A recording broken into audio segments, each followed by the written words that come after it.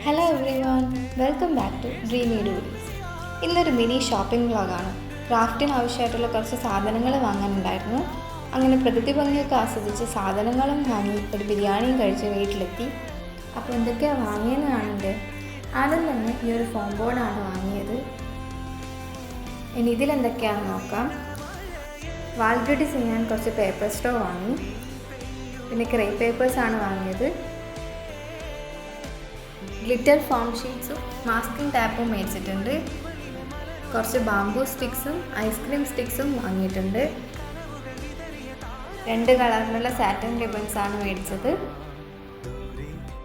പിന്നെ wooden paper ക്ലിപ്സും black and white കളറിലുള്ള ത്രെഡ്സും ആണ് വാങ്ങിയിട്ടുള്ളത്.